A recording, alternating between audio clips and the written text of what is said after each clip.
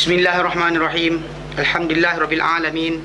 Nahmaduhu wa nasta'inuhu wa nastaghfiruh. Wa na'udzu billahi min shururi anfusina wa min sayyiati a'malina.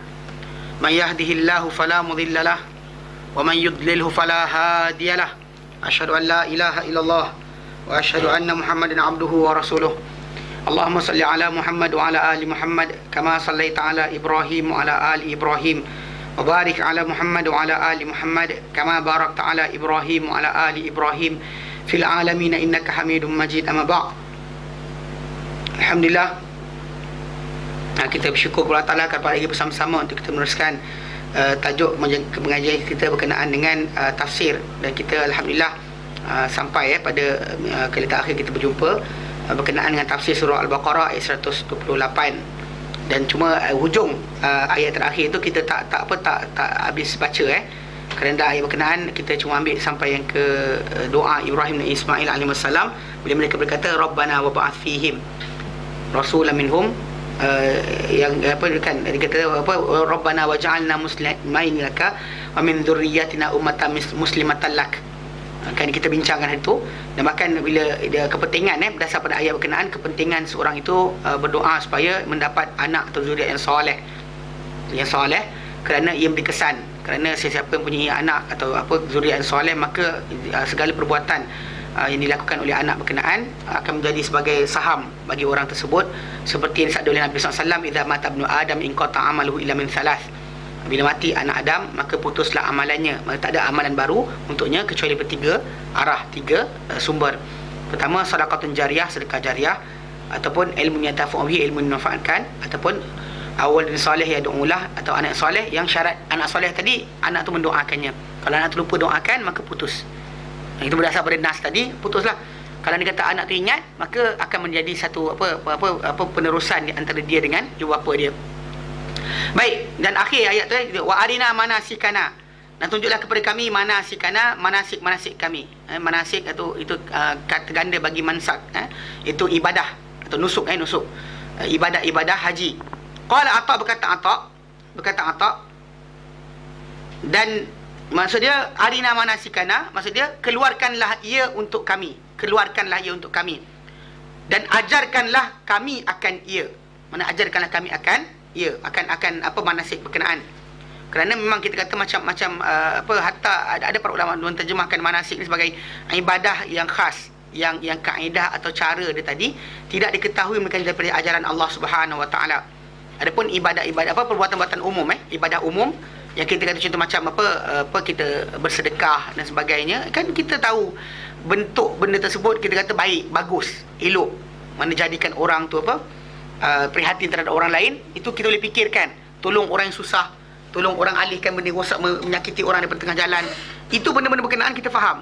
Tapi manasik ni normally dia adalah ibadah atau bentuk atau perlakuan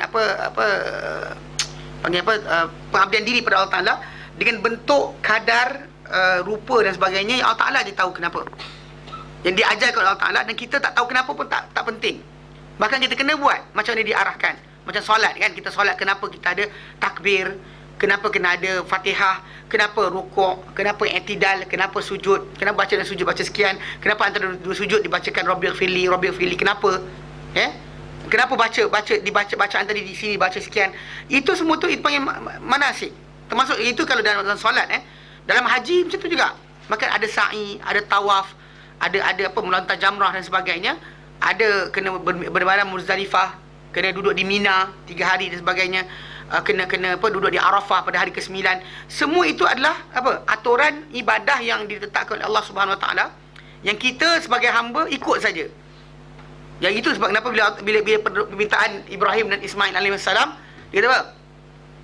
Wa arina manasikana, tunjuklah kepada kami manasik kami, mana ibadat kami, tunjukkan.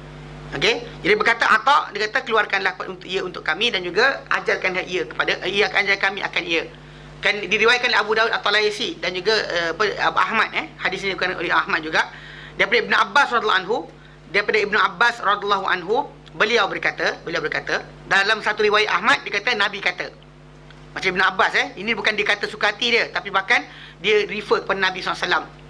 Dia kata, Ibnu Abbas berkata, sesungguhnya Ibrahim Ibrahim alaihissalam, apabila diperlihatkan kepada dia ini manasik, mana ibadat-ibadat khas yang Allah tunjuk kepada dia, melintang kepadanya syaitan ketika di Mas'ah. Di dalam sa'i tu, Ustaz Jibril tunjukkan ini kau kena buat. Dia pergi kat situ, datanglah siapa? Syaitan melintang kat depan Ibrahim. Lalu dia lumba dengan Ibrahim.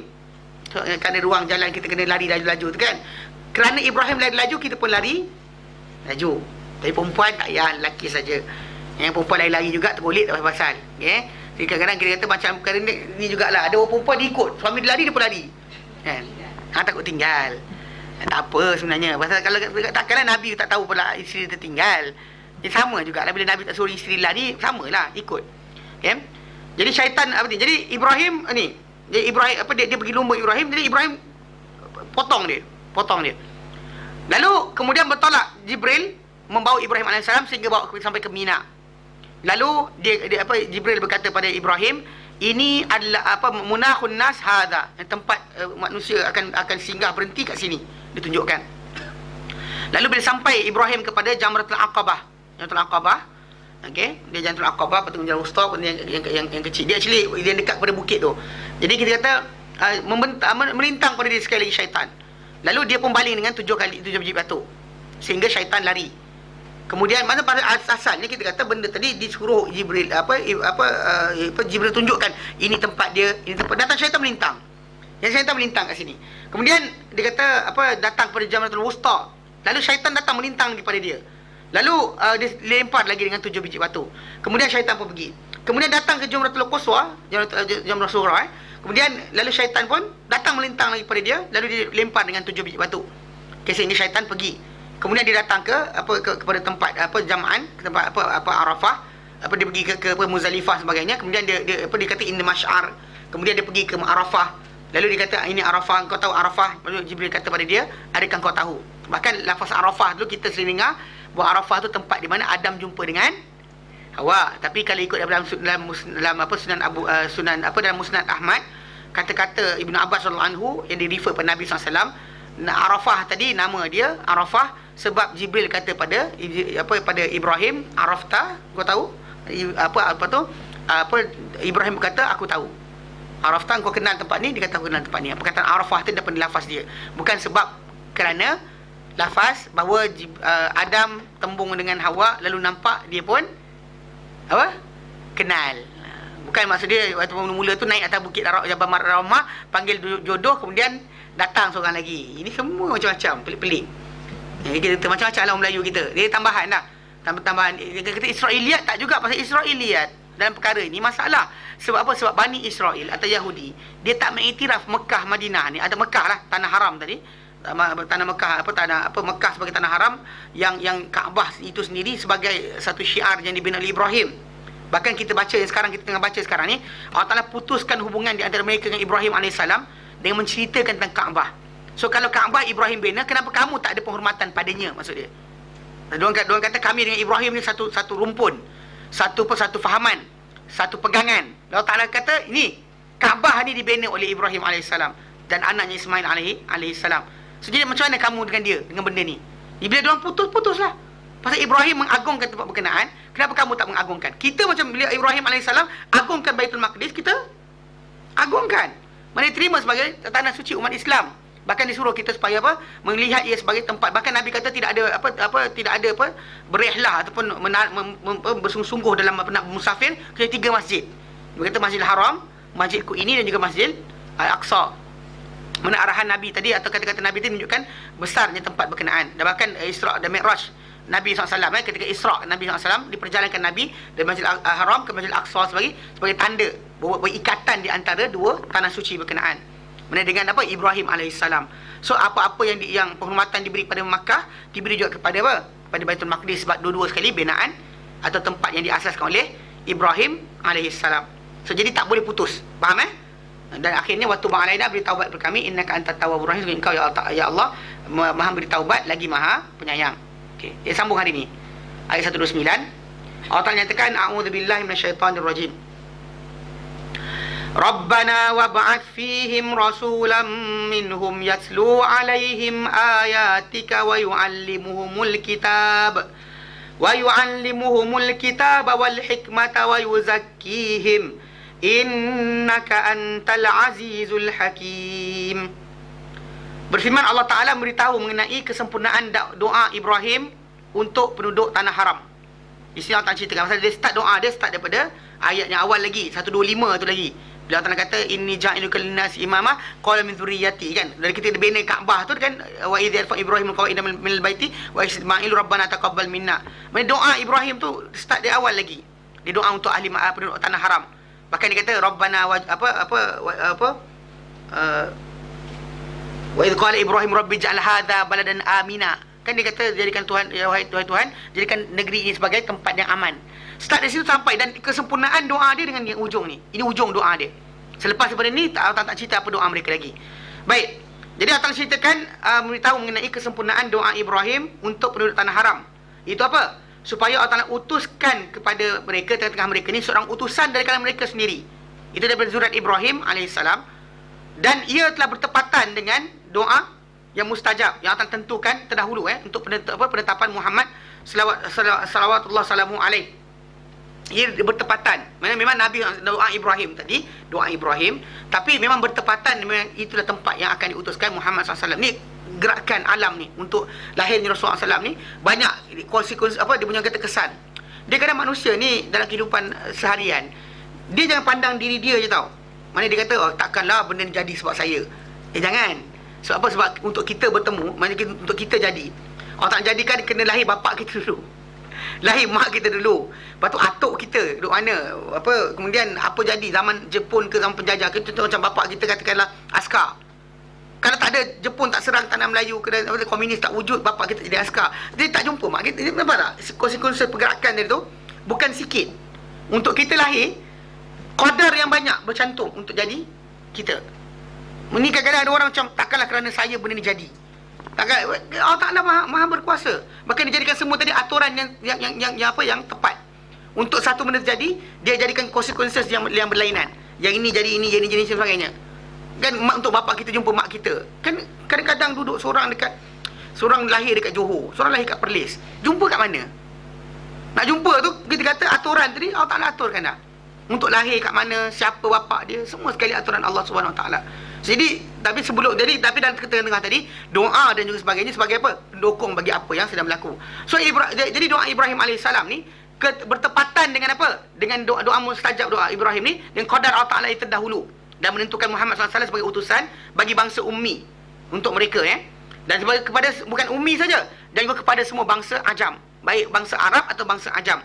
Dan kita dah terangkan dahulu bangsa ummi ini digelar Rasulullah SAW ummi atau bangsa ummi dulu kerana apa? Kerana kemuliaan untuk mereka. Rasulullah SAW betul ummi, betul huruf tadi kerana baginda SAW kalau baginda membaca buku sejak daripada kecil dan sebagainya, boleh membaca, boleh menulis. Saya orang akan mengatakan Nabi SAW menyampaikan cerita ini daripada apa? Daripada pembelajaran baginda SAW. Tapi oleh kerana baginda tak membaca, tidak menulis, maka orang hilang hujah. Okey. Hilang hujah, tak ada hujah dah untuk mengatakan baginda kopi daripada buku sesiapa, tak ada. Baginda tak membaca, tak menulis. Okey. Dan samping tu pula jadi hujah bahawa ilmu tu semua daripada Allah SWT. Adapun bangsa Arab itu sendiri digelar ummi juga. Pun orang kerana apa? Orang tidak menulis, tidak mengira. Mereka orang bukan macam zaman kita sekarang ni kan. Mana orang Arab yang bangsa Arab yang bersama Rasulullah SAW dahulu digelar ummi. Bahkan diorang jauh dari tamadun-tamadun besar. Tamadun Rom, tamadun Parsi, semua tu tamadun yang besar. Hindu dan juga Cina ataupun Mesir, semua tamadun yang besar. Tapi orang Arab terpinggir. Tak ada kemajuan dari segi masalah perundangan, tak ada masalah ketenteraan, tak ada masalah pentadbiran. Raja pun tak ada raja. Ketua kabilah tu dikira raja. Tapi ketua kabilah tadi bukan raja betul pun. Kan ada kalanya ditundukkan dengan permintaan kabilah yang lain. Apa keadaan sekalipun kita Arab ni macam tu ummi tadi. Ikut mata kasar kita buruk. Tapi untuk mereka adalah kebaikan. Kerana kita akan terangkan nanti bila berkaitan dengan tajuk apa, kerana mereka diterangkan macam kita pernah sebut, tapi kalau perlu kita terang sekali lagi. Okey.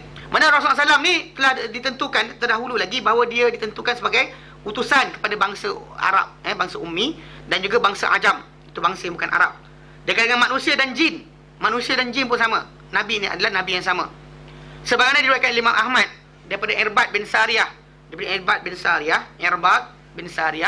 beliau berkata dalam sabda Rasulullah SAW, dalam sabda Rasulullah SAW, Nabi kata, inni indallah, aku di sisi Allah Ta'ala, la khatamun nabi, la khatamun nabi, nabiyin, aku di sisi Allah Ta'ala benar-benar sebagai nabi yang penutup.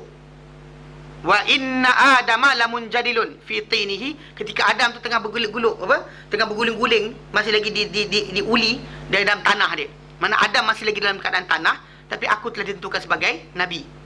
Nabi pun kata apa? Sa'unabbi'ukum bi awwali dzalika. Aku akan beritahu kamu berkenaan dengan awal kisah berkenaan. Dakwatu abi Ibrahim. Aku inilah doa bapaku Ibrahim. Wa bisyaratu Isa bi, dan juga berita gembira Isa berkenaan diriku. Wa ru'ya ummi, dan mimpi ibuku, allati ra'at, yang ibu aku nampak. Dan beginilah ibu-ibu kepada nabi-nabi semua sekali melihat mimpi-mimpi mereka, nampak apa dari kedudukan anak-anak mereka ini lahir dalam keadaan yang elok. Bahkan dalam satu riwayat datang dia kata nampak cahaya.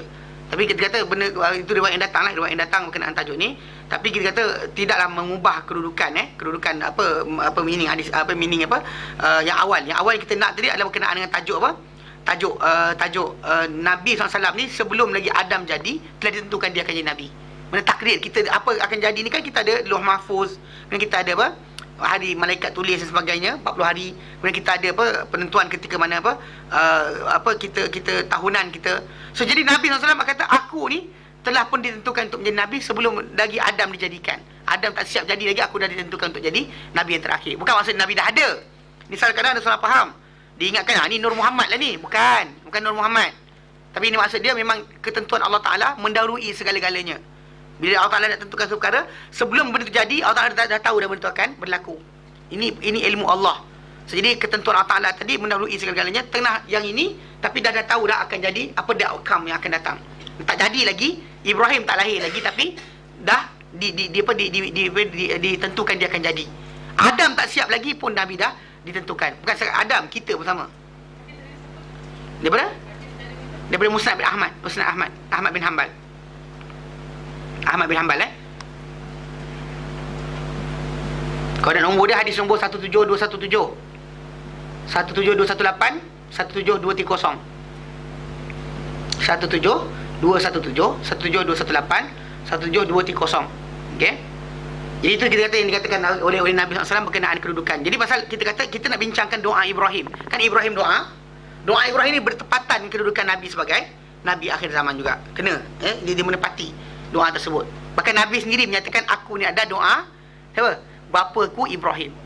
Mana semua terkali macam saya katalah, untuk satu benda ni jadi, dia ada benda 3 benda yang akan serentak menggerakkan dia. Macam tadi kita kata untuk lahirnya kita, kan? Lahir kita mungkin onyang kita doa. Faham tak? Doa onyang kita. Kemudian tajuk dia Lauh Mahfuz dah ada dah. Kemudian kita dia menepati doa onyang kita, kemudian doa bapak kita, doa atuk kita, bapak kita tinggal mana, kan lahir kat mana, keluarga macam mana dan sebagainya. Bertepatan dengan datangnya Jepun ke Malaysia, bertepatan dengan komunis keluar. Tak ada lah askar tanah Melayu. Faham tak? Bertepatan dengan Inggeris datang, kita semua tu sequence yang kita kata tak boleh kita buang salah satu. Semua tadi adalah apa? Yang kesempurnaan keseluruhan. Jangan kita pandang diri kita ni kita je. Tak, untuk kita jadi benda tu akan perlukan kepada dunia ni semua sekali. Macam kita katalah, untuk kita kata pokok, sebiji pokok, sebatang pokok, sebiji benih tumbuh, padi tu nak tumbuh. Dia nak tumbuh tadi bukan perlukan dia saja. Ingat tak saya terangkan dulu berkenaan dengan tajuk contoh macam kita ni sekarang nak menghadam makanan. Kita hadam makanan kita hadam, kita makan makanan, kita hadam makanan, dan makanan tu masuk dalam darah kita. Erti kata je lah, kita makan roti dan sebagainya, tak guna kita makan kalau kita tak ada usus. Kan? Makan-makan keluar terus. Kan makan kenyang sedap kat sini, tapi benda tu keluar terus, tak guna. So dia perlu masuk dalam darah kita. Okey. Tapi kita kena ada usus. Kalau kita usus kecil kita ada, tapi kita tak ada darah jalan, makanan terlintas keluar. Lintas keluar. Ada guna? Tak ada. Darah kita ada, tapi tak mengalir. Tak guna juga duduk diam kat situ. Semua nutrien dekat perut. Ke perut sihatnya perut engkau, dia kata. Kan? Tak ada, dia diam situ je. Tak boleh, kena berjalan. Pasal yang perlukan makanan di badan kita ada dari kepala sampai kaki. Semua sekali perlukan. Setiap sel badan kita ni perlu makanan. Dihantar. Okey, darah kita nak berjalan. Darah kita nak berjalan perlu pada jantung. Kalau tak ada jantung, Nak pump tak boleh lah. Tu yang zaman sekarang dia ada apa? Dia masukkan dengan apa? Bateri untuk bantu pump sebagainya. Pasal pump tu ada orang bawa beg lagi. Pak jantung tak berjalan kan? Pasal nak gerakkan untuk makanan tu, nutrien tu berguna. Kau tak guna. Okey, fine. Gerak. Okey, jalan dah. Tapi jantung kita tak boleh berdegup kalau tak ada oksigen. Tak percaya tutup hidung. Tak percaya tutup hidung. Tengok. Lepas 3 minit apa jadi? Kalau mati jangan salah saya. Saya cuma beritahu je. Betul kan? Okey. Bila tutup hidung, tengoklah apa jadi. Kan? Ya, berhentilah jantung kita, dia tak ada oksigen, dia berhenti, mati. Okey. Oksigen kita hidup oksigen ni. Kalau tak ada pokok, lama dah habis. Mana dah lama dah kita pakai dalam bilik ni tutup, mati. Jadi sekarang ni pokok ada, dia buat apa? Fotosintesis. Oh, dia nikan balik. Kan dia nikan balik, cycle. Jadi pokok pula nak fotosintesis tadi, nak keluarkan oksigen, tukar karbon dioksida dengan oksigen, perlu warna matahari. Kan? Matahari tak ada, tak guna, pokok ada, kan? Tapi kalau dia kata dalam malam, dia akan ambil oksigen, dia buang karbon dioksida. Kalau ada sinar matahari, barulah dia ambil karbon dioksida, dia apa? Dia keluarkan oksigen. Ya? Pasal dia proses buat makanan tu, dia ambil air, hidrogen, oksigen, dia campur dengan apa? Karbon. Dia ambil karbon dioksida tu, dia buang oksigen tu, dia ambil karbon tu, dia gabungkan jadi gula. So jadi oksigen lebih tu sebenarnya daripada karbon dioksida yang dia ambil, dia buang oksigen, dia ambil karbon tu, dicantumkan jadi karbon dioksida. Karbon dioksida tu karbohidrat,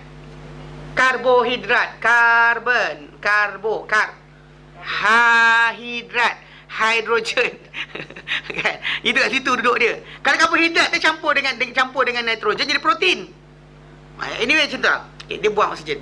Perlukan matahari. Matahari kita pula dia nak react dengan betul. Dia perlukan jarak yang betul, umur yang betul. Maksud dia perlukan apa? Dia perlu sistem solar kita ni. Dia tak boleh kita saja sebiji je ada. Dia kena ada bersama dengan yang lain. Kemudian yang lain yang ada ni perlu kepada bintang-bintang seluruh galaksi kita. Galaksi kita pula perlu kepada galaksi-galaksi lain kat luar tu. Kalau satu benda jadi, sini terlari sikit, sini tergoyang sikit. Sini tergoyang sikit, terlari sikit kita dengan matahari. Lari sikit kita dengan matahari, katakan jarak dia lagi jauh. Mana radiasi yang sampai pada kita tak cukup untuk fotosintesis. Lepas tu rosak oksigen. Oksigen rosak pernafasan. Pernafasan rosak, jantung tak jalan. Jantung tak jalan, darah tak ngalir. Darah tak ngalir, tak guna ada perut. Tak guna ada perut. Tak guna ada perut. Maksudnya untuk satu benda tu jalan sampai ke atas. Nak betul pun sampai ke atas. Menunjukkan bahawa kat sini mana sequence untuk satu benda qadar Allah Taala tadi, dia bukan itu je. Dia ada itu dan itu serentak. Macam Rasulullah SAW untuk lahirnya baginda, doa Ibrahim, berita gembira Isa, semua sekali digabungkan serentak. Mana dengan ketentuan di Lauh Mahfuz, berjalanlah serentak bahawa di atas qadar yang Allah tak kendaki. Bukan satu je. Faham? Okey. Dan diriwayatkan juga daripada Abi Umamah Al-Bahili, beliau berkata, aku kata Rasulullah, dia kata ya Rasulullah, Abu Umamah berkata Rasulullah, dia kata ya Rasulullah, apakah permulaan urusan kau? Mana bila kan kau mula menjadi engkau punya cerita engkau sebagai utusan Allah Taala ni, sejak bila urusan ni bermula? Nabi bersabda, doa bapaku Ibrahim. Itu doa Ibrahim itulah, Rabbana wab'ath fihim rasulan minhum, doa tu. Wa busyra Isa bi, dan berita gembira Isa mengenai aku. Dan juga apa itu dua tu. Dan ibuku melihat bahawa keluar daripada cahaya yang menerangi cahaya tadi istana-istana di Syam. Tapi lafaz ni dhaif.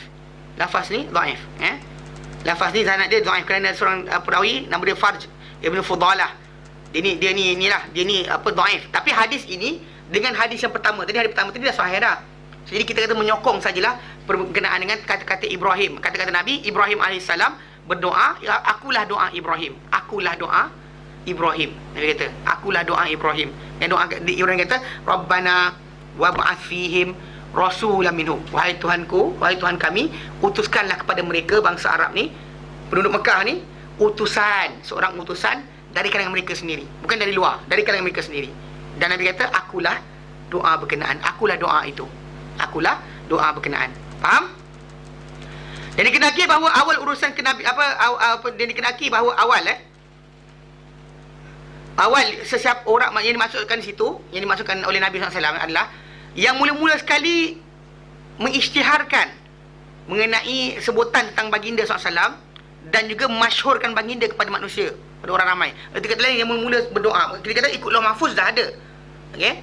Tapi yang memula isytiharkan untuk supaya benda tu spesifik di tanah Arab tu sendiri, di kawasan Mekah tu sendiri adalah Ibrahim alaihissalam.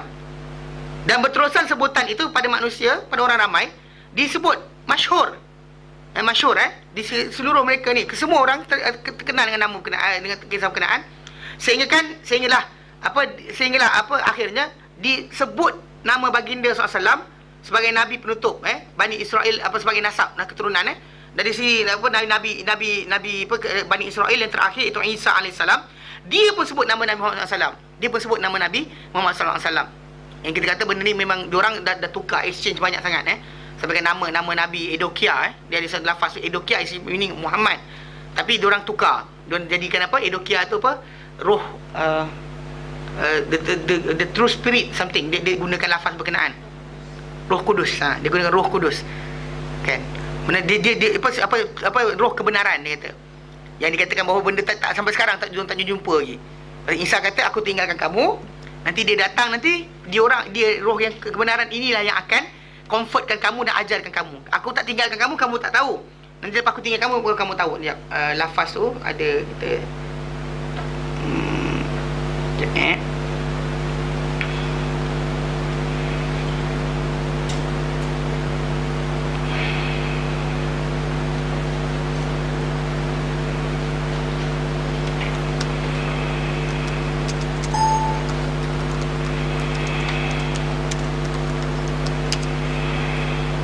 okay.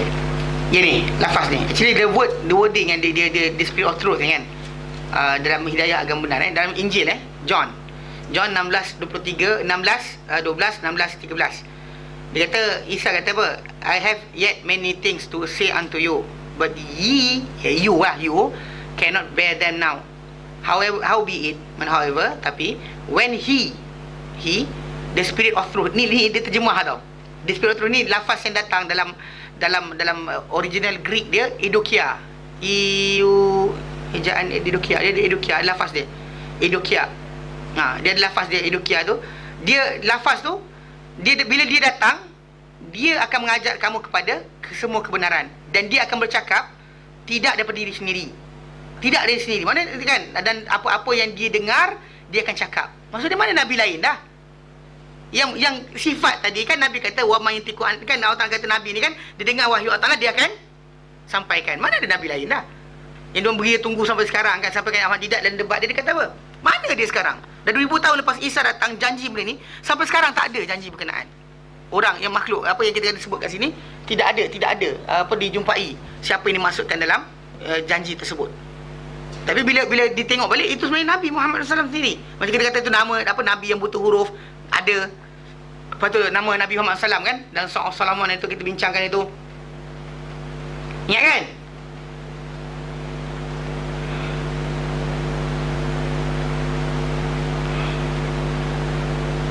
Ini butuh huruf. Ini nama Nabi.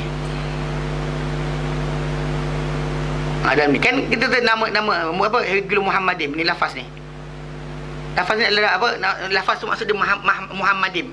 Jadi macam saya terangkan, itulah diorang dalam Bible sampai sekarang dia tak ada nama bila nama orang macam apa Neprohim, Petrusim. Dia I am tu sebagai nama khas.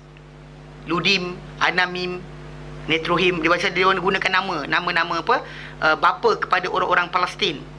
Sebutlah Ludim, Anamim, dia ada I am belakang semua sekali. Macam dia kat sini Muhammadim. So jadi bila dalam Al-Quran sendiri maksud dia nama Nabi Muhammad SAW tadi bukan diisytiharkan, mana diisytiharkan atas doa Ibrahim first. Lepas tu kemudian diisytiharkan pula lepas tu disebut dengan nama pula oleh siapa?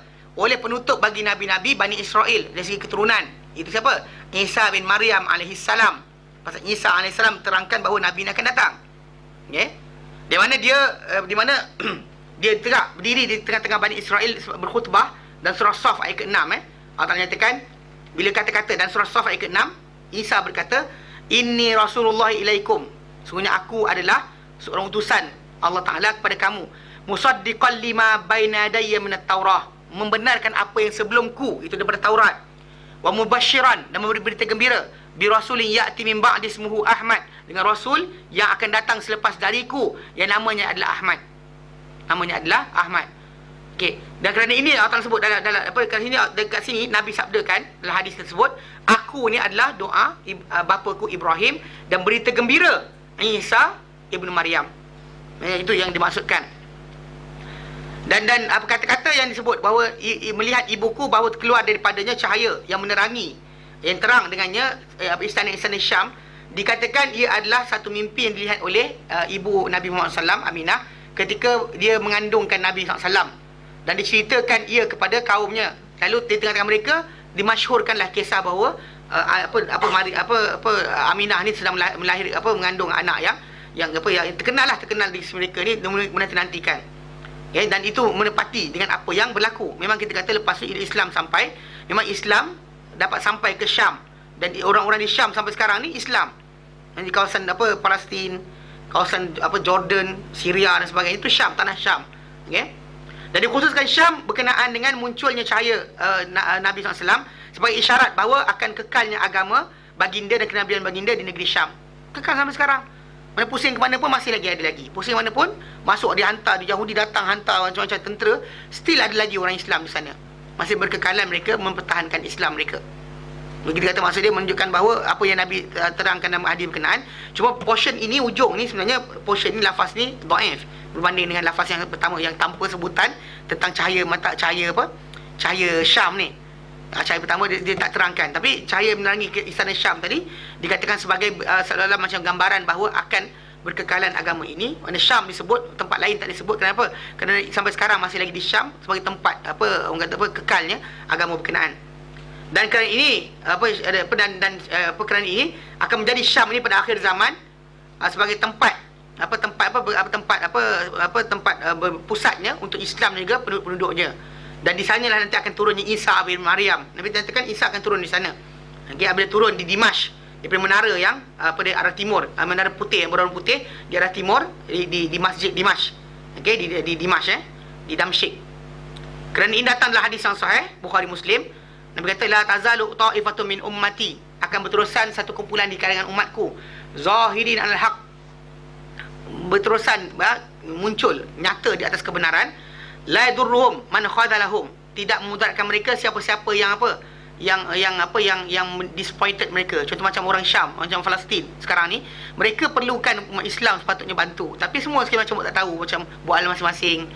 Kita zaman kita sekarang ni agak lama sikit liputan lama sikit, sebab banyak orang panggil apa, kan dulu TV Al-Hijrah tak ada TV-TV yang Islamik ni tak ada, internet pun kurang.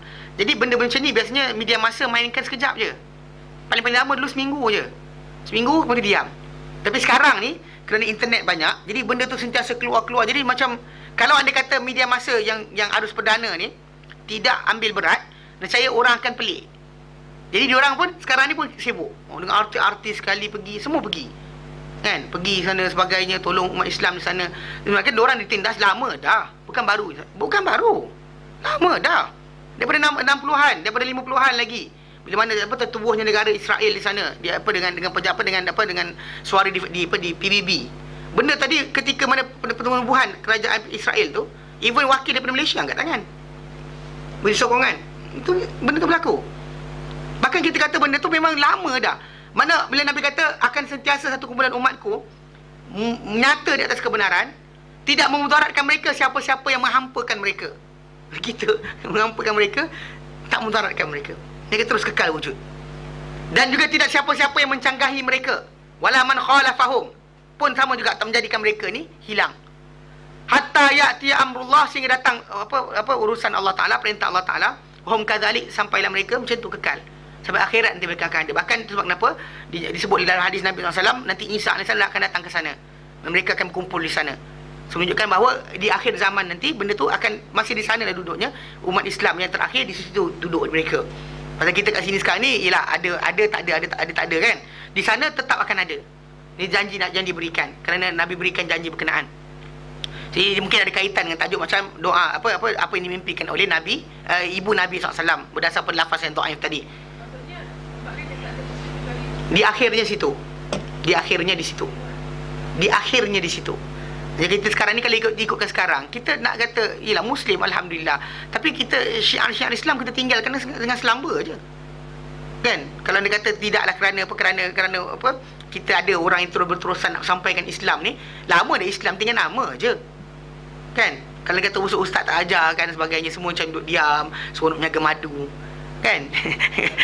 Seronok kan jaga madu, jaga habut sauda, jaga kismis. Betul lah. Dia kalau dia kata benda tak disampaikan Islam macam mana dia kendaki, maka habis Islam tinggal kosong. Mana kita lihat bahkan zaman sekarang ni dah start datang balik. Di masjid-masjid sekarang ni datang apa bergendang-gendang dalam masjid, hadrah dan sebagainya, menasyid alat muzik dan sebagainya, selamba je.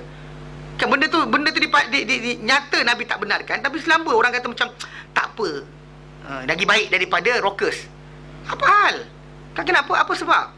Mana kita tinggalkan Islam tu dengan selamba je. Di sana, maksudnya kalau kita kena tekanan dikenakan di tempat-tempat lain, contoh macam contoh Islam sampai ke Azerbaijan, Armenia, sampai ke Turkistan, sampai ke Rusia dan sebagainya. Kawasan berkenaan, perasan tak kita zaman Rusia dahulu hilang habis. Bosnia dahulu rakyat mereka Islam, tapi Islam ni macam mana? I think I'm Muslim. Kan dia yang satu lah Bilal, betul kita cerita yang datang ni. Dia kata muazzin tu minum arak kejap, betul pergi azan. Kejap ada azan minum arak betul pergi azan. Allahu Akbar, Allahu Akbar. Allah alam, macam tu sekali Islamnya ada. Dia kata Islam tapi dari segi tingkah laku tak Muslim. Tak patuh pada Allah Taala. Muslim tapi tak menyerah tak submit kepada arahan Allah SWT. Zaman kita sekarang ni simple je. Kita kata macam benda Allah Taala arahkan dalam Quran dengan nyata, dengan jelas. Berkenaan contoh macam masalah aurat, nyata dan jelas. Masih lagi ada orang kata macam, yelah, zaman dulu lain, zaman sekarang lain. Apa kita cakap? Di mana ruang kita nak masuk? Mana Islam tu diamalkan macam mana? Maksudnya secara tak langsung kalau kita perhatikan balik, kalau lamalah dibiarkan, hilang Islam tu tinggal nama je, just name. Tapi di sana sampai sekarang diorang kena tekan dengan Yahudi macam-macam, kan? Hidup lagi. Tak tinggalkan arahan Allah Ta'ala. Tak ada sibuk pergi tahlil dan sebagainya. Tak ada sibuk benda-benda bukan. Faham tak?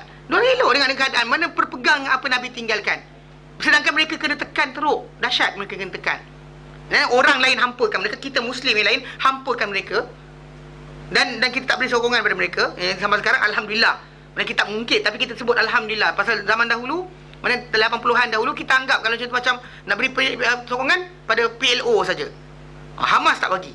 Pasal dia teroris. Pasal apa? Amerika kata teroris. Sekarang ni bila rakyat Palestin pilih pemimpin mereka, dia katakan Hamas. Kita cakap apa pula? Macam-macam. Mungkin kita the idea of nak hilangkan supaya tak tolong tu macam-macam. Macam kita lah nak bagi sedekah pada orang. Kan patut bagi sedekah, tapi hati kita kata tentang sindiket. So tak bagi. Kita dulu berlaku umat Islam di Palestin dahulu tak diberi sokongan sebab tu je. Alasan kerana mereka ni ada kononnya meletupkan bom. Mereka sekarang ni dengar. Letupkan bom lah dekat tempat Yahudi lah. Apa suicide bomber dan sebagainya. Kita jadikan alasan tadi untuk tidak tolong. Dan diorang dihampakan dengan benda macam tu. Sedangkan yang beri berita pada kita untuk kata bahawa diorang buat macam-macam tu, siapa? Amerika, Yahudi. Mana media barat, media asing yang sampai sekarang baru ketahui apa Rupert Murdoch di Britain dahulu, kan? Kecoh sekarang ni. Macam mana dia manipulasi media masa. Kita sekarang ni duduk diam lagi. Media masa kata. Pelik. Quran dah kata, idza ja'akum fasiqun binaba'in fatabayyanu. Datang kepada kamu seorang fasik. Bukan kafir, fasik. Orang yang kita kata dosa, salah dia dengan baik dia tadi, yang jahat dia banyak sikit daripada baik dia. Dia Muslim tapi macam tu. Itu pun tak usah cek dulu. Ni datang kita dengar daripada CNN, BBC, LCE ada. Apa benda tak nama kan? Reuters yang Perancis sebagainya. Semua angkat tangan. Sami'na wa ata'na. Seriously, sejak bila orang jadi berlaku adil pada umat Islam? Sejak bila? Tapi kita macam, tapi CNN kata. CNN siapa? Siapa CNN? BBC, siapa BBC? BBC, kalau British kata, dia orang yang bawa Yahudi dia datang ke situ. Takkan orang nak kata kami tersilap, kami letak dia tu. Dia orang yang buat, dia orang yang tolong, dia orang yang bantu. Jadi kita kata secara tak langsung sebenarnya, di sana golongan berkenaan, walaupun dengan tindasan berlaku dan sebagainya, dia tetap apa? Kekal dengan keadaan berkenaan. Bahkan di akhir itu macam tu. Di akhir itu macam tu. Memang kita kata, tapi kita sekarang ni bukan suruh lagi pindah ke Syam semua sekali. Ini jangan pula silap faham. Kata takut-takut nanti datang Yahudi dan sebagainya, datang Dajjal, semua lari pergi Syam. Tak. Kerana dalam hadis Nabi SAW, kita kata pindah negara mana, tak memberi faedah apa-apa. Duduk belakang siapa pun tak beri faedah apa-apa. Kerana dalam hadis Nabi SAW, kita bincang berkenaan dengan Dajjal. Yang Nabi SAW terang tentang Dajjal. Kan Nabi kata apa? Kalau dia datang, aku ada. Aku hadapi dia, kamu tak payah campur. Tapi kalau dia datang, aku tak ada. Nabi kata, fakullu muslimin hajiju nafsih. Maka setiap Muslim ni penghujah bagi diri masing-masing. Everybody is actually ikut diri masing-masing. Bukannya kata berlindung belakang ustaz ni ke, so belakang Ustaz Kariman, Ustaz Adli, Ustaz Yunus, kan? Cari guru Yahya, Imam Mahdi dan sebagainya. Tak nak. Semua orang ni adalah penghujah bagi diri masing-masing. Itu sebab kenapa bina ilmu kita, bina amal kita dari sekarang. Bukan tunggu nanti, tak apa, nanti imam tu datang kita ikut, nanti selamatlah kita. Ini ingat apa? Ingat style apa? Style apa pelarian ni. Ini bukan. Ini masalah ni bila Nabi kata, kalau sekiranya aku tak ada, dia datang, Dajjal datang, maka setiap Muslim ni adalah penghujah bagi diri masing-masing. Dalam hadis Sahih Muslim, lafaz berkenaan datang. So kita kata bila kena tunjuk jugalah. Ni kan tak tunjuk kan, dia kata ni pula. Okey. Tengok. Ambil nombor sekali. Jadi siapa nak ikut guru Yahya, baca dulu hadis ni.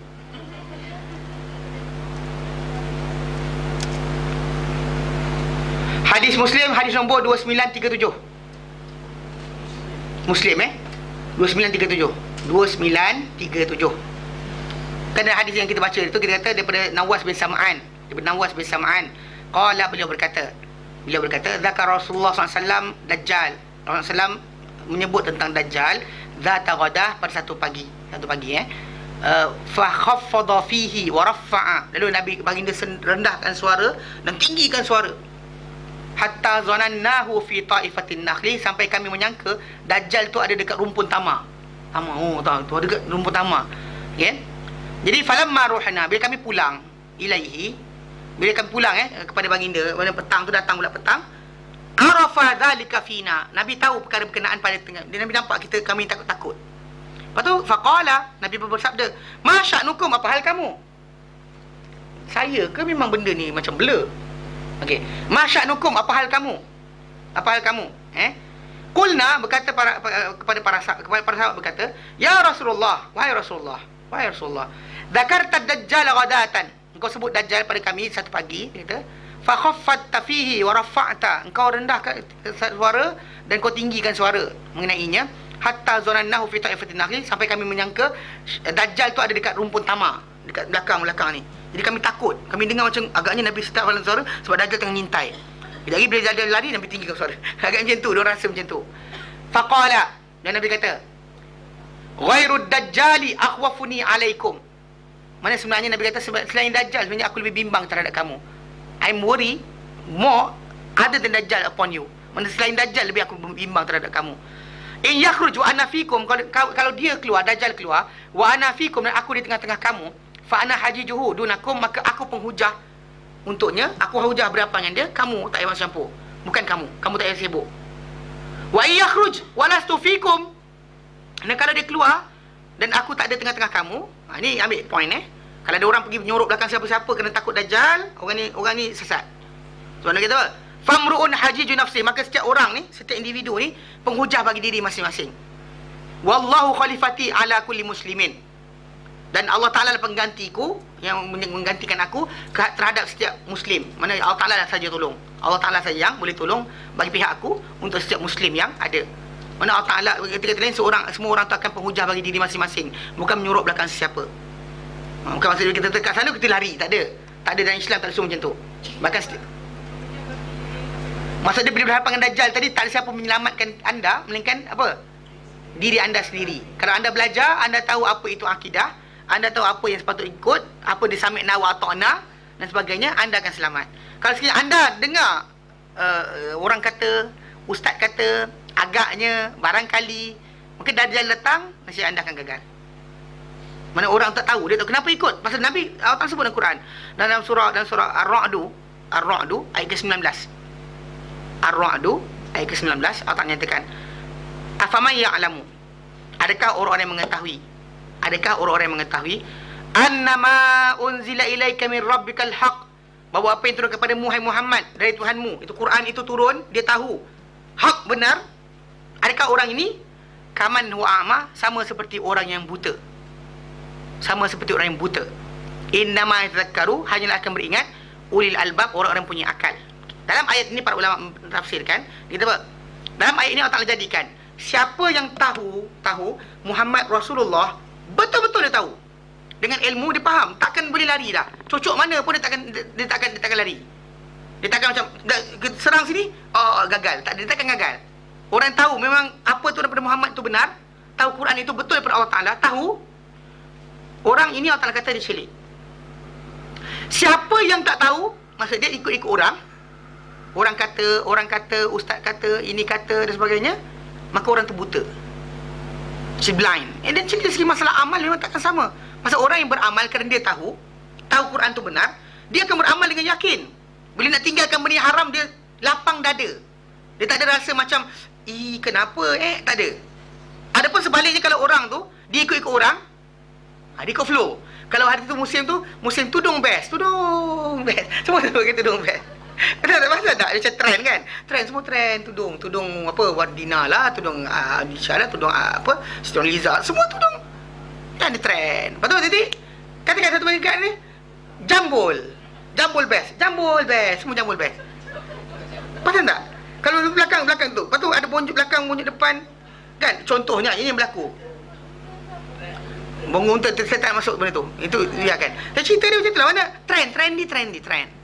Mana buat orang tak Islam tadi ikut arus perdana. Apa orang ikut. Orang hanyut. Orang baca Quran ada kubur, baca Quran ada kubur. Kenapa? Tak tahu. Why? Tak tahu. Ustaz kata boleh buat. Ustaz kata ayat dia biasa keluar. Tanya orang biasa. Mana orang macam ni kalau kita tanya dengan dia, kenapa buat? Ustaz kata boleh. Orang ni pasti Allah Ta'ala baca, Allah Ta'ala kata dalam surah Ar-Ra'd tadi, orang ni buta. Pasal kalau ustaz datang pada dia, ustaz yang lain pula kata boleh, cium batu nisan, dia akan kata apa? Cium lah, ustaz kata boleh. Ini dah berlaku dah, bukan tak berlaku dah. Dah berlaku dan sedang berlaku. Mereka student kita jaga, siapa-siapa dengar orang balik Hadramaut, dia jaga sikit. Kalau student balik Hadramaut ini peringatan memang timbul tajuk ni. Pasal di sana diajarkan cium mengambil berkat dengan kesan-kesan wali-wali telah mati ni adalah digalakkan. So diorang kat sana cium batu nisan, tasbih wali-wali ni tak ada hal. Jadi kalau orang awam kita diajar oleh ustaz macam tu, datang pakai serban, selempang sebagainya, semua akan apa? Sami'na wa ata'na lah. Walaupun Nabi tak pernah ajar macam tu, para sahabat tak pernah buat, tapi diorang kata apa? Ada ustaz kata boleh, confirm tak boleh, confirm kita kata rosak. So jadi orang macam ni rasanya kalau Dajjal datang pakai serban, pakai jubah jenggot panjang, dia kata apa? Selamatlah, wassalamualaikum, kam. Dia kata itu yang berlaku bila datangnya Qadiani dan sebagainya, yang bagi Dajjal ni, yang Khomeini dan sebagainya, Dajjal yang mengajak orang menutup muka ni, dia datang, mereka masyarakat ni ikut sebab apa? Sebab diorang punya asas apa? Ustaz kata boleh, kita ikut. Dia bukan Nabi kata. Itu sebab kenapa bila Al-Quran kata siapa tahu Quran itu turun dari Allah Ta'ala, benar dia tahu, maka orang ni takkan sama seperti orang yang buta. Yang tahu ni adalah orang yang tahu, yang buta ni adalah orang yang taklid, yang tak ada idea, there's no idea for him, for her about believing. Kenapa believe tak tahu. Kalau pusing kiri pusing kanan sama aje. Tu bahaya, dia ikut trend tau. Yang trend zaman dulu kereta lembu kan. Kereta lembu. Apa mandi safar dan sebagainya. Sekarang tak ada mandi safar, buat benda lain, buat benda lain pula. Apa sal? Kenapa? So, secara tak langsung kita kata itu yang kita kata bahaya dia. Macam apa yang berlaku, macam Nabi sebut di Syam sentiasa berterusan di atas kebenaran. Dia takkan tinggalkan sunnah Nabi, takkan tinggalkan arahan Allah Ta'ala, takkan goyang sedikit pun. Takkan mereka kata macam arak halal hari ni, haram besok. Tak ada. Tak ada di mereka ni sebarang dakwa-dakwi berkenaan dengan tajuk arahan Allah Subhanahu Wa Taala. Ini tajuk sebenar. Yang kita kata kita sekarang ni tengah goyang-goyang lagi. Dan datang ustaz kata boleh, ustaz ni buat kata boleh. Ustaz ni kata boleh, ustaz ni kata boleh. Tak ada balik kepada qala Allah qala Rasulullah. Bahkan kita ajar qala Rasulullah, dia kata Wahabi. Tak serius. Kan ini konsep sebenar. Kita kata qala Allah Rasulullah, sedang kita kata kita ni ahli sunnah wal jamaah. Semua orang faham. Tapi bila kita ajarkan qala Allah qala Rasulullah, ada orang kata macam, tak boleh lah qala Rasulullah je ustaz. Kan ulama-ulama kita kena hormati. Betul hormat ulama, tapi bukan maksud dia boleh mensyariatkan perkara. Macam mana boleh syariatkan perkara yang Nabi tak pernah ajarkan? Kau dia ajarkan kita teknik tanam pokok, tanam buah. Tanam buah macam mana kan? Macam mana nak bagi pokok kelapa ni, buah dia banyak. Baja apa patut letak. Ikut, tak ada hal. angin kereta tu nak elok macam mana? Jenis apa? Silakan ikut. Tapi bila berkenaan dengan solat, berkenaan dengan puasa, zakat, haji, zikir-zikir yang tertentu dan sebagainya yang dikhususkan untuk apa-apa benda sekalipun, maka perlu pada dalil. Kalau dia buat kerana itu, maka dia mengada-adakan suatu benda yang tidak ada dalam agama. Itu je. Dia sebut bid'ah ni adalah benda yang apa? Khas berkenaan dengan masalah akidah dan juga ibadah. Makanan muamalah dan sebagainya, lantakkan. Kan? Makan tangan kanan, selagi mana tangan kanan, nak makan tangan macam ni ke? Macam ni ke? Macam ni ke makan? Tak ada hal. Islam tak pernah tanya. Angle dia berapa inci berapa tinggi tangan tu angkat, tak ada hal. Tak pernah dibincangkan. As long as tangan kanan. Cocok 2 jari pun suka hatilah, 3 jari ke 4 jari, pakai jari kelingking ke rasa, tak ada hal. Kelingking ke telunjuk ustaz? Ikut sunnah dia telunjuk ke kelingking? Nak rasa makanan. Sini ke sini? Lantak kan? Tak ada, Islam tak pernah letak. Tapi bab berkenaan solat, apa yang menjadikan ia sah, apa yang menjadikan tak sah, apa yang Tuhan sayang kita buat, apa Tuhan benci kita buat dalam masalah benda tadi, jangan reka. Ini kadang reka macam-macam benda. Ada ayat Quran khas untuk ini, ayat Quran untuk itu, ayat Quran untuk kanser, ayat Quran untuk sakit perut, ayat Quran untuk macam-macam. Semua sekali, semua nak reka. Semua nak special. Ya, jaga-jaga, bab ni jaga. Kalau macam ni datang Dajjal, tunjuk depan mata kan, tunjuk macam ni kan, dia pegangnya apa? Gelas tu dia kata tengok. Baca ayat sekian, keluar emas. Agak-agak apa jadi dengan orang yang dengar? Tengok. Semua ikutlah. Kan, baca-baca ayat tu keluar emas. Macam apa Sai Baba kan? Yang mati dah dekat India tu. Isi orang dia kata Tuhan tu. Dia tengok saya cakap dia keluar emas mulut dia. Kan? Dia pergi kat orang ramai dia buat macam tu. Keluar debu. Mana jilat debu tu. Debu apa tak tahu, tapi benda macam ni lah, macam ada tablet kat tangan dia hancurkan. Orang ingat kononnya macam badan dia ni ada miracle. Dia muntah emas dan sebagainya. Itu benda macam tu, kita kata benda ni Islam tak ada. Itu Dajjal. Itulah Dajjal kita dari Islam disuruh kita takwa, bukannya suruh kita bergantung dengan manusia. Bukan suruh duduk depan guru tu tunggu karamat dan hikmah. Bukan. Anda tak perlukan hikmah dan karamah. Anda perlukan takwa. Takwa yang anda perlukan. Pasal yang jadikan kita mulia sebab tak nak ada takwa. Bukan jadikan kita mulia sebab jalan atas air. Contoh macam A belajar, B belajar, B belajar jalan atas air, A belajar 20 tahun tak belajar atas air. Tak ada hal. Tajuk tanya pada dua tu, kita tengok siapa lagi takwa. Siapa lagi takwa? Takwa itu ukuran dia. Bukan masalah yang masalah jalan atas air. Yang masyarakat kita jangan. Yang belajar lama dah. Jalan atas air belum? Jalan atas air ke belum? Yang boleh ubat orang ke tidak? Pun ada separuh tu tanya. Daripada ubat orang ke tidak? Sejak gila para sahabat yang punya ramai yang ahli syurga, yang Nabi sebut sebagai ahli syurga, jadi tabib. Dia bukan takbir negara. Macam Umar kan? Dia tahu asal waqas dan sebagainya. Doa makbul. Dia jadi doktor ke buka klinik? Tak ada pun. Yang kita sekarang ni goyang sebab apa? Sebab tadi kepercayaan kita tadi ikut-ikutan. Tidak atas dasar ilmu, maka kita condong ke sini, condong ke sana. Sedangkan itu sebab kenapa bila Nabi sebut orang-orang di Syam tadi, macam tu keadaan dia, ya sampai sekarang. Mereka berkekalan macam tu. Hatta zaman ketika mana Yahudi Eropah masuk dan sebagainya, mereka kekal dengan keadaan mereka. Tak goyang sedikit pun. Kita datang Inggeris, terus jadi daripada apa? Bergelubung badan, kebaya ketat. Datang Inggeris goyang-goyang sikit macam tu je, terus tukar. Arak tak minum, jadi minum arak. Kan? Sebelum ni kita kata polis dan juga tentera kita, bila ada keraian-keraian datang Inggeris sebagainya, hidang arak. Nak cakap apa? Selamba aja. Di sana dari dulu sampai sekarang ditekan dengan macam-macam, tak pernah diorang lari ke situ. Tak pernah diorang lari ke arah tu. Arak tetap haram daripada mula Nabi ajar sampai sekarang diorang tak pernah terima benda tu sebagai halal. Kita ada masa dulu boleh. Nampak? Salam perempuan, salam wanita, musafahatul ni, pandang haram, pegang tak apa pula. Dalam masyarakat kita fatwa tu ada. Kan, pandang haram, pegang tak apa. Ni orang kata pandang tak apa, pegang tak boleh je. Ni tak apa, pandang tak boleh, pegang tak apa. Yang tak haram, yang tak halal untuk kita kan. Wanita yang tak halal untuk kita, untuk apa, bukan isteri kita. Haram kita tengok, tapi pegang tak apa pula. Ni kadang-kadang bukan ni pengarah-pengarah Jabatan Kami Islam pun buat kerja macam tu. Apa cerita? Apa hal? Apa jadi sebenarnya? Islam mana? Apa jadi kalau 10 tahun lagi akan datang, anak-anak cucu kita nampak, dia kata pengarah orang tu kan salam dengan apa nama putera Charles, benda anak Charles tu. Apa nama Kate? Apa benda nama perempuan tu tak tahu. Kan? Datang Malaysia. Ini datang masjid, kita bersalam dengan dia. Apa hal? juga. Kenapa? Pasal dia raja. Ini semua nak kena. Baik.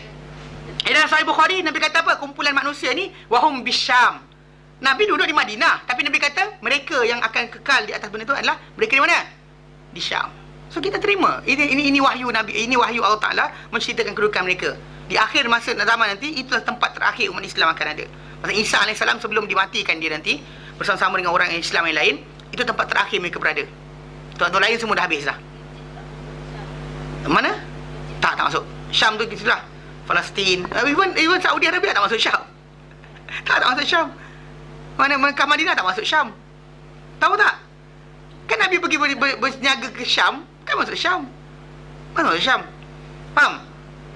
Kena faham betul. Maksudnya kita kawasan, kan kita terang itu kita ada kawasan Arab ni kan kita ada 3. Kan laut, lepas tu kawasan tepi laut ni panggil Tihamah. Kawasan atas yang ada bukit bukau dipanggil Hijaz. Kawasan padang pasir dipanggil Najd. Yang utara ni tak ada kait dengan tajuk tersebut. Tak ada terlibat dengan kawasan sebenarnya tanah Arab tu. Ini utara ni.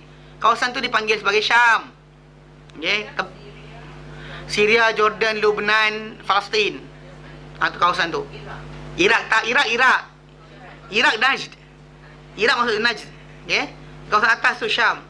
Jadi kita kata kawasan tu memang sampai sekarang. Jadi kita kata memang apa yang berlaku pada mereka sekarang ni, orang di situ, apa yang Nabi sabdakan memang sampai sekarang macam tu. Kalau tidak, kalau kita kan dah orang tak ada negara yang diiktiraf. Kemudian tak ada sistem yang khas dan sebagainya. Bantuan disekat. Mereka ikutkan kita umat Islam hampakan mereka berkali-kali. Berkali-kali kita hampakan mereka dengan pertuduhan macam-macam. Mana kita kata, diorang telah start serang dulu orang-orang Yahudi. Siapa kata? Soalan tu tanya, siapa kata? Benda tu berlaku serangan tadi bila? Lepas pilihan raya Presiden Amerika Syarikat. Bukannya selepas tiba-tiba. Tak. Dia dapat green light. Bila apa Obama kan ujung nak tu, dia lobby siapa menang dia akan naik. Jadi siapa yang menang dia akan antara benda pertama itulah dia. Itu lobby Yahudi, kena tahu. Mana Amerika Syarikat tak setuju dinaikkan negara Palestin. Lama dah. Setiap kali naik dia guna veto dia. Setiap kali dia sekat dia veto dia digunakan. Jatuhkan veto yang digunakan di UN. Takkan tak faham lagi.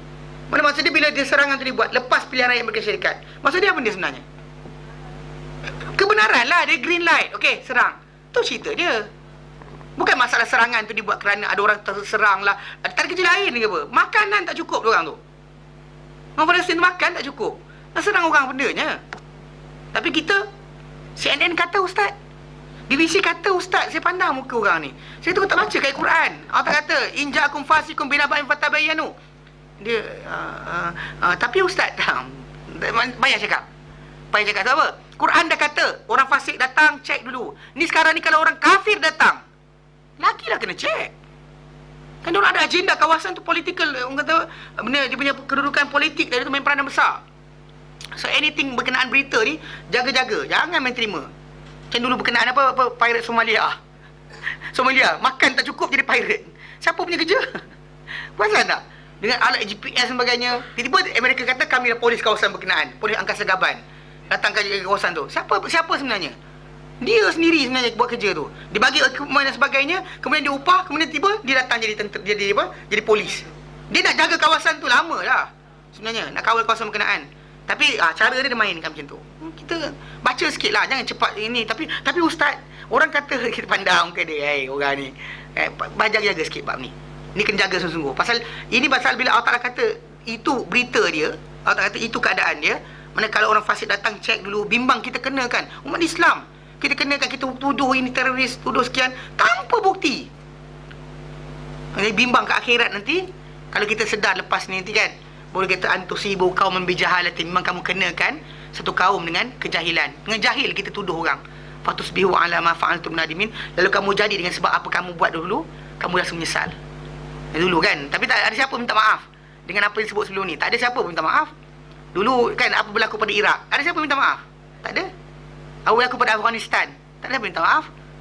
Tapi bila berlaku 11 September tu kan, ada siapa minta maaf balik? Siapa-siapa yang dituduh? Tak ada.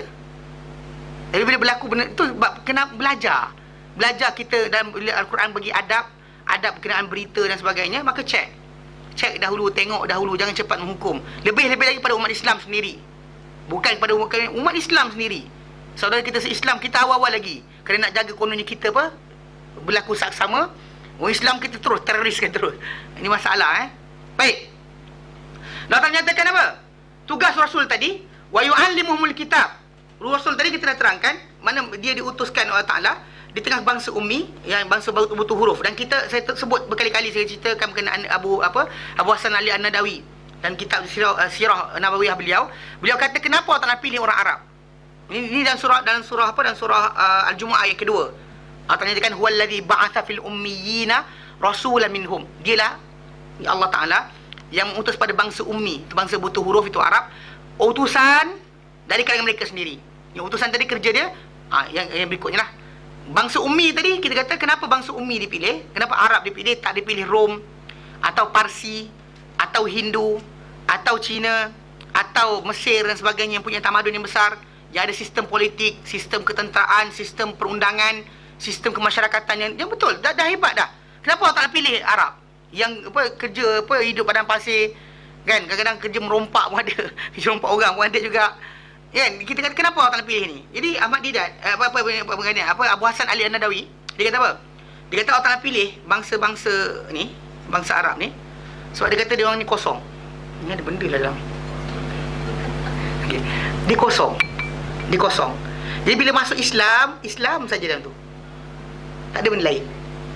Tengok apa jadi. Kalau dia kata bangsa tu dah ada kefahaman, dia ada falsafah dia sekian, masuk-masuk je Islam dalam tu, dia campur dengan acuan mereka. Contoh, bila orang Parsi masuk Islam, dia ada kefahaman bahawa Raja Parsi dia tu adalah Tuhan dan sebagainya. So bila masuk Islam, tak hilang benda tu. Tu yang jadi Syiah. Tu jadi Syiah dia. Jadi falsafah, dia ada falsafah dalam tu. So bila masuk macam orang Hindu masuk Islam dalam dia, ada campuran lagi, jadi Sikh dan sebagainya. Pergi kubur lagi, dia tak hilang lagi kepercayaan daripada kubur tu pada orang-orang baik tu boleh menyampaikan doa kepada Tuhan. Macam dulu dewa-dewa dia, sekarang ni dia tak hilang, dia campur dalam. Orang Melayu kita kan masuk Islam dalam tu, dari kepercayaan mentera-mentera, kita amal lagi mentera, tambah sikit belakang hujung tu berkat doa baginda Ali. Kan sama je, akan akulah bla bla bla bla bla, hujung tu berkat doa la ilaha illallah Muhammad Rasulullah. Diislamkan apa? Mentera kafir. Mentera-mentera yang panggil jin tu diislamkan hujung dengan berkat la ilaha illallah Muhammad Rasulullah. Nampak tak? So, jadi Arab dipilih sebab apa? Sebab dia kosong. Tak ada apa dalam dia. Jadi bila pasal dia orang bayangkanlah, macam ada sistem keagamaan pun tak ada. Kan Umar kata dia sembah apa? Sembah berhala dari tamar. Dia buat tamar berhala, dia pusing kan. Lepas tu dia lapar dia makan. Dia makan, dia sembah, lepas tu dia makan benda yang sembah. Dia gelak seorang.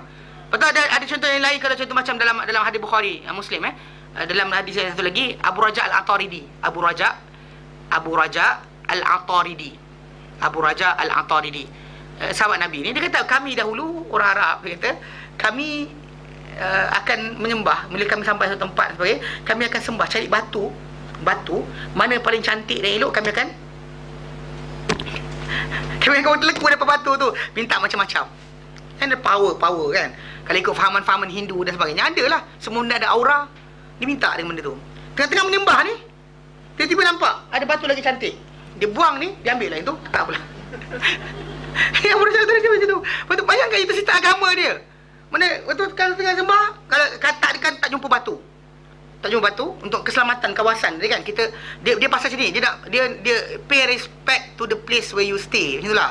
Pay respect. Pasal dia datang jauh kan, duduk kawasan tu orang kata ada hantu, so cari batu dia kat batu tu. Kalau tengah-tengah menyembah, dah ada batu cantik, dia buang ni, ambil itu pula. Kalau tak ada batu, ditinggikan kambunan, ditimbunkan tanah, pasir, kemudian dia ambil kambing dia perah susu kat situ. Perah, lepas tu dia tawaf. Dia tawaf dekat timbunan pasir bersusu tu. Ini cara mereka dahulu. Jadi bila Allah Ta'ala berikan mereka Islam, kerana mereka ni kosong, tak ada benda, Islam saja, tak ada benda lain. Faham tak? Pasal mereka tak ada sistem negara, sistem kerajaan, sistem perundangan, sistem kehakim, tak ada, kosong. Jadi bila Islam datang, Islam sahaja yang ada dalam tu. Faham? Sebab kenapa bila manusia ni kena faham bab ni. Allah Ta'ala aturkan aturan Allah Ta'ala tu tepat. Jadi bila kita nak jadi macam tu juga, nak dapatkan benda yang sama, pun kita kena buang sistem kita, baru kita dapat betul-betul daripada Allah Ta'ala. Mana kita tak boleh linearkan Islam ikut kehendak kita. Jika tidak, habislah. Kadang-kadang ada orang ni kata melayukan apa Islam. Kita kena melayukan Islam ni, dia kata. Tak boleh Islam cara Arab, Islam cara Melayu. Sejak bila turunnya Al-Quran dengan bahasa Melayu? Kan, untuk kita melayukan dia. Ni ada jadi kes. Saya jumpa pensyarah kat UM. Dia pensyarah sama sekarang pensyarah lagi. Dia bahagian sejarah rasanya. Belajar Pakistan, kemudian Mesir, kemudian balik Malaysia. Dia ngajar artis. Dia kata dia kelas dengan artis-artis. Saya tak ingat nama, saya tak ingat. Apa dia tak nama dia? Saya Ustaz Yunus datang. Kita pergi ambil tauliah tu. Dia datang bagi ceramah. Di antara penceramah jemputan.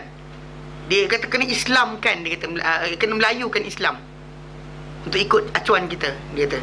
Itu jadi kes dia ni antara ustaz yang salam artis. Ngajar-ngajar artis, dia kata dia cerita sendiri. Dia kata kalau saya ajar artis-artis ni berkenaan dengan akhirat agaknya, dia kata. Lepas tu menangis-nangis semua artis ni. Lepas kelas tu datang, Era Fazira salam saya, ni semua salam saya. Saya salam, dia kata. Dia kata saya salam. Ustaz Yunus jeling kat saya. Saya kata aku. Dia kata duduk kan pentas macam tu. Ustaz Yunus pandang saya. Saya kata Garut ni, ini jahanam ni, kata. Tak serius. Dia kata, lepas tu besok lusanya dia kata boleh saya terangkan. Dia salam, hari tu dia salam. Untuk saya salam, dia kata. Tapi lepas tu dia kata, saya tegak lah, saya kata sepatutnya lain kali jangan salam lah saya. Saya ni muda lagi. Ni dia cakap. Kalau nak salam lah Datuk Ji Samsudin ke. Tak apalah, saya tak boleh. Apa dia ajar sebenarnya? Apa dia ajar sebenarnya? Mana kalau tanpa nafsu tak apa. Itu kisah dia lah. Tu saya kata apa? Saya kata kalau saya jumpa orang kata berkenaan artis sesat, saya kata selagi ustaz macam ni ada, macam tu artis akan terus sesat. Ada orang kata tak apa, boleh lagi. Bila masa nak bertaubatnya? Dah ada orang ajarkan tak apa lagi. Jadi kita kata contoh macam ni lah. Konsep dia, faham Jadi pasal dah ada sistem dalaman, masuk Islam dia keluar. Islam cara Melayu. Betul, Islam cara Cina, Islam cara India, Islam cara Mak Saleh. Habis. Faham Jadi kenapa nak salam? Soalan nak salam Sal. Kenapa nak salam? Kenapa? Orang tu berdatu cantik zaman dulu. Tak usah salam lah. Dia keperluan. Respect tu dia belah mana? Respect dia bukan masalah salam tu. Respect tu dia cakap kita dengar. Kalau kita salam cium tangan bapak kita, lepas tu bapak kita kata peduli apa aku, kan? Orang respect ke tu? Seorang bapa yang dapat anak dia salam cium tangan, cium lutut lagi. Lepas tu bila bapak tu kata jangan pergi sekian, lepas tu anak tu buat juga. Lepas tu bapak tu kata jangan kahwin dengan orang tu, dia kahwin juga. Bapak tu rasa apa? Apa guna salam cium lutut dengan kaki dia? Ada pakai? Bapak tu rasa hilanglah rasa marahku kerana apa? Dia cium tangan aku. Rasa hilang marah. What's the point? Kadang dia respect tadi, respect ritual kan, respect apa? Respect yang sebenar, tapi bukan di situ. Macam orang suka birthday lah. Kan hari birthday tu lah dihormat orang tu. Bagi macam-macam, kan nyanyi-nyanyi panjang umurnya. Hari lain, mampuslah kau, dia kata. Mana boleh kan? Dan Islam tak ada macam tu. Respect orang berkenaan tiap-tiap hari. There's also macam anniversary, perkahwinan dan sebagainya. Bukan hari anniversary tu yang penting. Harian tu macam mana layanan dia. Ini hari-hari anniversary bagi kek lah, bagi apa. Lepas tu besok lusa tak hormat. Mana lelaki atau isteri tadi tak ada penghormatan. So what's the point? Bahagia ke? Kan bagi makan hotel 5 star, bintang, makan-makan, besok lusa lantang kau. Mana boleh? Faham tak? Saya konsep dia benda tu berterusan, bukannya limited. Baik. Dan tugas Rasul tadi yang didoakan oleh Ibrahim untuk kaum dia ada. Untuk kaum orang-orang Mekah tadi, wa yu'allimuhumul kitaba, yang mereka ajar kitab, wal hikmata, dan juga hikmah, itu sunnah ataupun hikmah, atau erti hikmah ni maksud dia penjelasan kitab dan penjelasan kitab. Dikatakan oleh Hasan Al-Basri dan Qatadah, Muqatil bin Hayyan, Abu Malik dan lain-lain. Maksud dia kitab Al-Quran, hikmah maksud dia apa? As-sunnah ataupun penjelasan kitab. Pasal kita kata kitab tu tak dapat kita fahami melainkan dengan penjelasan. Bila Allah kata aqimus salah, yang menjelaskan solat tu macam mana? Rasulullah lah. Itu penjelasan kitab. Panas, ikut mati. Dan dikatakan faham apa dikatakan juga dimaksudkan dengan hikmah itu adalah kefahaman dalam agama. Dan itu tidak ada sebarang apa? Pertentangan. Tugas mereka, tugas Rasul tadi. Tapi sebenarnya tertinggal satu tugas ni. Yaslu alaihim ayatika. Itu tertinggal. Yang itu sebenarnya okey, yang ayat sebelum ni yaslu alaihim ayatika, yang mengajarkan Rasul tadi yang datang pada mereka, ya Allah, membacakan, menyampaikan kepada kaum berkenaan, kaum yang butuh huruf ni, kaum Arab ni atau kaum yang tinggal di Mekah ni, ayatika, ayat-ayat engkau, tanda-tanda engkau. Maksudnya dikenalkan mereka kepada engkau. Ini tugas Rasul yang pertama. Tak kira Adam, kita kira Musa alaihissalam ke siapa sekalipun, first tugas mereka kenalkan manusia pada Tuhan. Lepas itu baru ajar kaum berkenaan supaya apa? Kitab dan juga hikmah. Kemudian wa yuzakkihim, dan menyucikan mereka. Okey, berkata Ibn Abbas, yakni ketaatan kepada Allah Taala jadi ikhlas. Yang tazkiyah tu adalah taat Allah dan ikhlas. Berkata Muhammad bin Ishaq, mengajarkan mereka kebaikan lalu mereka melakukannya, dan kejahatan mereka beritahu kejahatan tu apa, lalu mereka jauhi kejahatan berkenaan, dan memberitahu mereka berkenaan keredaan Allah Taala apabila mereka mentaatinya, supaya mereka memperbanyakkan ketaatan kepada Allah Taala, dan mereka menjauhi apa yang dibenci Allah Taala daripada perkara-perkara maksiat. Dan tapi sebenarnya kita kata ini ayat ni ikut aturan yang disebut oleh doa Ibrahim dan Ismail ini, diletak apa? Diletak first yatlu alaihim ayatika, kemudian wa yu'allimul kitab wal hikmata, kemudian wa yuzakkihim. Okey. Ini turutan yang Ibrahim letak. Tapi kalau turutan yang Allah Taala jawab dalam surah Al-Jumu'ah ayat yang kedua, turutan dia terbalik. Sikit lain. Apa lain dia? Lain dia adalah pada aturan apa dulu. Okay. The first one sama. The first one tak ada masalah. The first one is the same. Maksudnya yang pertama tu yatlu alaihim ayatika sama. Memang tugas Rasul tadi mengenalkan manusia pada Allah Ta'ala, itu tugas pertama Rasul. Bahkan kalau kita kata belajar, kita sekarang belajar berkenaan dengan agama ni, first thing first, belajar dulu kenal Allah Ta'ala. Kalau tidak nanti kita akan goyang, tak tahu ke mana. Kita punya ibadat nak salah ke mana, siapa kita sembah, apa salah kita sembah, benda tu tak dapat tahu lagi. Maka itu sebab kenapa tajuk pertama adalah masalah kenal Allah Ta'ala. Okay. Kemudian lepas kenal Allah, okay, ikut daripada yang Ibrahim minta, terus ajar kitab. Ibrahim kita ajar kitab, ajar hikmah. Tapi kalau ikut daripada yang Allah Ta'ala aturkan, nombor dua dia apa? Wa yuzakkihim, dan menyucikan mereka, sucikan mereka, bersihkan mereka. Dalam ayat ni, ayat yang kedua ayat kedua tengok depan, surah Al-Jumu'ah ayat kedua. Kan mana mula-mula sekali yatlu alaihim ayatihi, kemudian wa yuzakkihim. Mana di sini Allah Ta'ala suruh tazkiyah dulu. Sebab manusia ni bila tak dibersihkan daripada dosa-dosa, tak dibersihkan betul-betul akidah dia, mana dia kenal Allah Ta'ala, tapi hati dia masih lagi apa? Contoh macam dia ada niat buruk, tak betul lagi, masih lagi sombong, masih lagi bongkak, masih lagi tak boleh maafkan, masih lagi tak boleh apa? Tak boleh, dan hati dia masih lagi ada penyakit-penyakit hati. Maka saya kalau kita bagi dia kitab wal hikmah lepas tu, apa jadi? Jadi macam Yahudi. Kan datang kebenaran, tapi dia akan pulas kebenaran tadi. Dia tahu daripada Allah Ta'ala, tapi dia akan larikan. Bahkan mereka sendiri, orang Yahudi ni, macam kita bincang hari tu, kan mereka, Allah Ta'ala kata apa? Wa idza laqul ladina amanu qalu amanna. Bila mereka bertemu orang beriman, mereka kata kami beriman.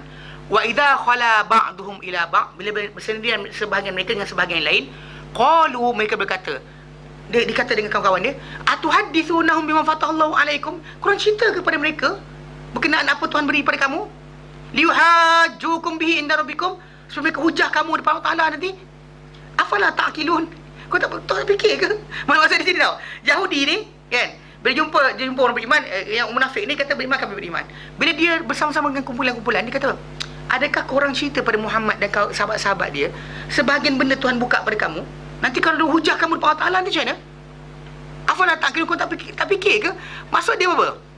Maksud dia, diorang orang-orang Yahudi ahli kitab ni kan, yang munafik ni, dia ingat kalau dia tak cerita pada Rasulullah dan juga kepada orang beriman tentang benda-benda benar yang mereka dah tahu, Allah Ta'ala takkan tahu. Faham tak? Kan dia kata atuhaddithunahum bima fatahallahu alaikum, adakah kamu cerita pada mereka, kepada Muhammad dan juga sahabat-sahabat dia, apa benda Tuhan buka pada kamu daripada segi ilmu, liyuhajjukum bihi inda rabbikum, supaya mereka nanti akan datang hari akhir nanti hujah kamu depan Tuhan kamu. Maksud dia Tuhan tak tahu ke soalan dia? Kau menipu ni, Tuhan tak tahu ke? Okey, sebab apa mereka berani tolak perintah Tuhan, berani lawan, berani sorok dan sebagainya? Sebab hati rosak. Kenal Allah, tahu kitab dan hikmah, tak apa? Tazkiyah tak ada. So Allah Ta'ala kedepankan dekat dalam ayat ni, Allah Ta'ala kedepankan apa? Tazkiyah. Kemudian baru apa? Wa yu'allimuhumul kitab wal hikmata, dan ajar mereka kitab, ajar mereka hikmah. Pasal kalau manusia ni hati dia tak betul lagi, maka lepas tu kita datangkan dengan apa? Dengan kitab dan hikmah, dia akan lawan. Yang kita sekarang lah, kita ajarkan, kita kata orang tu nak kebaikan, kenal Allah Ta'ala, tapi hati dia masih lagi, dalam hati dia macam total kepatuhan dari tak ada total kepatuhan pada Allah Ta'ala dan Rasulnya. Maka dalam hati dia ada berbelah bagi. Apa manfaat dia ambil dari Islam, apa tak manfaat dia tinggalkan. So hati dia rosak. Jadi bila kita ajar dia, kita ajar dia hikmah, dia akan ambil separuh, dia tinggal separuh. Apa benda rasa best, dia akan ambil. Apa rasa tak best, dia akan ini bahaya. Sebab kenapa kita kata dalam perkara ni, kena dia Allah Ta'ala kedepankan, dalam ayat ni Allah Ta'ala kedepankan tazkiyah. Lepas tu baru ajar mereka kitab, ajar mereka hikmah. Dan tazkiyah tadi kita terangkan berkali-kali, berlaku dengan apa? Ibadat harian kita. Bukan mandi telaga 7, bukan mandi cerek emas, bukan mandi air zam-zam, bukan terjun masuk telaga, bukan terjun mandi air kuala, bukan terjun mandi air bunga. Tahu? Penyucian hati ni manusia ni berlaku dengan tazkiyah, dengan ibadah harian kita buat. Kan Nabi kata wuduk yang sempurna, gugur dosa-dosa, langkah kaki ke masjid, menghilangkan satu dosa, menambah satu pahala, menaikkan satu darjat, hadir majlis ilmu. Kan malaikat akan mendoakan keampunan untuk orang yang hadir majlis ilmu. Mana ikan di lautan, berapa ekor ikan kat lautan, bilion-bilion ikan minta ampun untuk kita. Semut, teman-teman dia mereka semut. Semut dan lubang semua sekali akan minta ampun. Ya Allah, ampunkan mereka. Bayangkan semua sekali. Tajuk dia keampunan, mana pembersihan dosa. Solat 5 waktu sehari semalam. Apa dia? As-salatul khams wal jum'ah ila jum'ah. Solat 5 waktu sehari semalam. Jumaat ke Jumaat, Ramadan ke Ramadan, mana Jumaat seminggu sekali, Ramadan ke Ramadan setahun sekali. Semua tu mukaffiratun lima bainahun, penghapus dosa bagi apa di antaranya, dengan syarat idza tunbatil kabair, bila jauhi dosa-dosa besar. Umrah ke umrah tahun ni kita umrah, tahun depan kita umrah pula, penghapus dosa bagi apa di antaranya. Apa di antara umrah tadi, kalau kita dosa dihapuskan. Barang siapa haji, dia tak bercakap lucah, dia tak bertekak, dia tak bergaduh dan sebagainya dengan orang, dia kembali seperti hari lahir kepada ibu dia. Apa? Dosa tidak ada langsung. Zakat kita keluarkan. Allah Ta'ala sebut dalam Quran dalam surah At-Taubah ayat 103, khudh min amwalihim sadaqatan, hey Muhammad, ambil daripada harta mereka sedekah. Yang sedekah tadi, tutahhiruhum, kau sucikan mereka, wa tuzakkihim, biar dan kau bersihkan mereka dengan sedekah tadi, wa salli alaihim, dan doakanlah untuk mereka. Maksud dia itu adalah pembersihan dosa. So pembersihan dosa tadi bukan berlaku dengan cara yang kita bayangkan, duduk zikir macam ni ke, zikir macam tu ke, bukan. Tapi dengan cara ibadat-ibadat harian kita. Itulah pembersihan dosa untuk kita. Dan orang tu ketika ibadat tadi, dia kena sedar, every ibadat dia buat tadi untuk datangkan apa? Buang dosa dia, datangkan rasa takwa dekat diri pada Tuhan, supaya Allah Ta'ala sayang dia. 3 dia je. Tak ada ibadat untuk benda lain. Ibadat yang Allah Ta'ala ajar kepada kita dan Quran Karim dan hadis Nabi, ibadat tu matlamat dia macam tadi, belajar kan, hapus dosa. Ramadan kan, hapus dosa, dan juga takwa. Kan datang, maksud dia datang untuk itu, bukan untuk benda lain. Ni kadang-kadang kita solat nak ada rezeki. Kenapa solat duha? Nak dapat rezeki banyak. Kenapa banyak sekian? Supaya nak dapat sekian. Salah lah. Maksudnya kita nakkan takwa, itu bukan nak benda lain. So kalau manusia tercari pada ibadat yang dia buat selain yang Allah Ta'ala janjikan tadi, dia akan hilang. Hilang semua sekali. Hilang yang Allah Ta'ala janji, hilang apa yang dia minta. So, jadi kita faham Itu yang dimaksudkan dengan wa yuzakkihim. Ini wa yu'allimul kitaba wal hikmata, macam yang dikatakan. Dan dikata apa? Innaka antal azizul hakim, engkau ya Allah Ta'ala maha perkasa lagi maha bijaksana. Ay aziz. Itu Allah Ta'ala ni maha perkasa, la yu'jizuhu syai', tak melemahkannya sesuatu pun. Dan dia maha berkuasa di atas sesuatu.